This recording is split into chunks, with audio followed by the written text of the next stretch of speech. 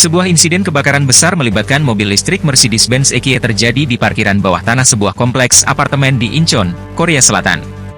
Kebakaran yang dipicu oleh baterai litium mobil ini menyebabkan kerusakan signifikan, tidak hanya pada kendaraan itu sendiri, tetapi juga menghancurkan 140 mobil lainnya serta mengganggu pemukiman sekitar.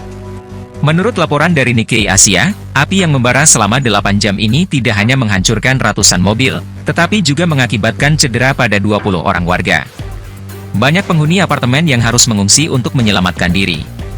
Situasi diperburuk dengan pemadaman listrik dan air, yang menambah penderitaan warga terdampak. Mercedes-Benz kini menghadapi tekanan kuat dari masyarakat dan politisi di Korea Selatan. Perusahaan Jerman ini didesak untuk meminta maaf secara terbuka dan memberikan kompensasi kepada warga yang terkena dampak. Matthias Veitel, CEO Mercedes-Benz Korea Selatan, telah mengunjungi lokasi kejadian minggu lalu dan menawarkan bantuan sebesar 4,5 miliar won, namun tawaran ini ditolak oleh warga karena dianggap tidak memadai.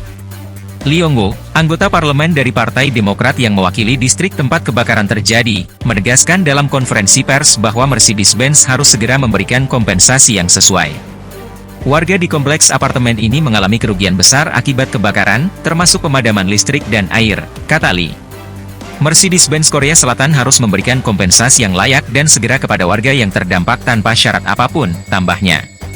Michael Bryan, pendiri dan CEO Insight Communication, sebuah perusahaan humas yang berbasis di Seoul, memperingatkan perusahaan asing yang beroperasi di Korea Selatan untuk berhati-hati dalam menangani skandal semacam ini. Saya menyarankan perusahaan untuk menyadari sentimen publik, bahwa mereka perlu meminta maaf, mengakui tanggung jawab, dan menawarkan kompensasi, kata Bryan. Ia juga menambahkan, jika tidak, sentimen publik dapat berbalik melawan mereka. Akan ada liputan pers yang agresif dan politisi akan mulai merasa perlu mengambil tindakan terhadap mereka.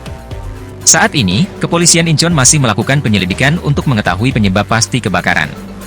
Pemilik mobil yang terbakar telah dipanggil sebagai saksi untuk membantu mengungkap mengapa sistem pemadam kebakaran di area tersebut tidak berfungsi saat api mulai menyebar. Hingga kini, penyelidikan masih berlangsung, dan warga terus menuntut keadilan serta kompensasi yang layak atas kerugian yang mereka alami.